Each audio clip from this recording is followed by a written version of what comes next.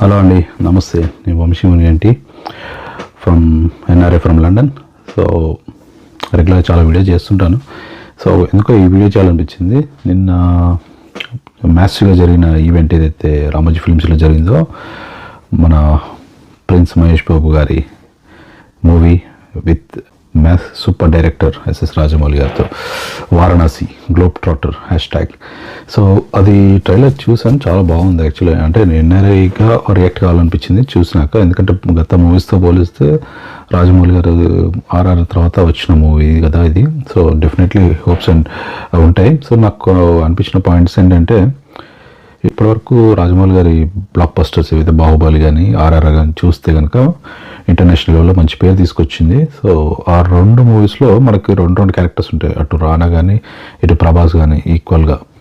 And ఆర్ఆర్లో వచ్చేసి ఇద్దరు heroes, Ram Charan and junior NTR. So ఈ మూవీకి వచ్చేసరికి ఇక్కడ ఒక మహేష్ బాబు గారు కానీ కనిపిస్తున్నారు మనకి. సో అదొక ఛాలెంజింగ్ థింగ్, ఎందుకంటే ఒక్క హీరోని పోర్ట్రేట్ చేయడం. సో ఆ ఒక హీరో ప్రొటగనిస్ట్తో ఒక హీరో క్యారెక్టర్ ద్వారానే స్టోరీ అయితే నడిపే విధంగా కనిపిస్తుంది. It's look like time travel, మన పురాణాలను టచ్ చేస్తూ, ఇతిహాసాలను టచ్ చేస్తూ ముందుకెళ్తున్న తీరు కనిపించింది ఆ గ్లిమ్స్లో.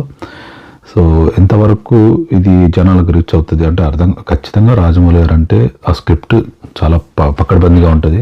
మనం అనుకున్న దానికంటే ఇంకొక వేరే యాంగిల్లో ఉంటుంది, డిఫరెంట్గా, out of the box. So ఖచ్చితంగా ఇంటర్నేషనల్లో ఇది ఒక ఛాలెంజింగ్గానే ఉండబోతుంది అనిపిస్తుంది. అండ్ మన పురాణాలను టచ్ చేయడం, మైథలాజికల్గా వెళ్ళడం అనేది మన ప్రపంచానికి వారణాసి ఏంటి, దాని గొప్పతనం ఏంటి అనేది రాజమౌళి గారు ఈ సినిమాలు చూపించబోతున్నారు. ఆ పాత్ర ద్వారా, రుద్ర పాత్ర ద్వారా చూపించబోతున్నారు అని మనకు అర్థమవుతుంది.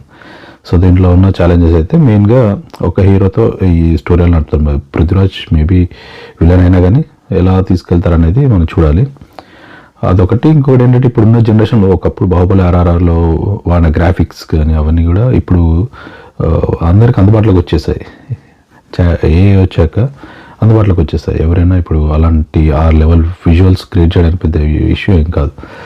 సో దీంట్లో ఖచ్చితంగా గ్రాఫిక్స్ కంటే పెద్దపీట కంటెంట్కి ఉండబోతుందని నేను అనుకుంటున్నాను. అలా ఉంటే కనుక ఖచ్చితంగా ఇది గ్రాండ్ సక్సెస్ అవుతుంది. ఎందుకంటే ఇవాళ రేపు గ్రాఫిక్స్ అనేది ఒక లెవెల్ రీచ్ అయిపోయింది, సామాన్యుడి చేతిలో కూడా వచ్చేసింది.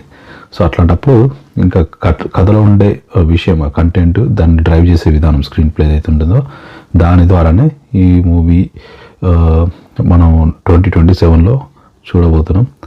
సో ఖచ్చితంగా ఆ మార్పులు కనుక చేసి ఉంటే, స్టోరీలో బలం ఉంటే ఖచ్చితంగా మంచి ఎప్పట్లానే ఘన విజయం సాధించి ప్రపంచానికి మరొక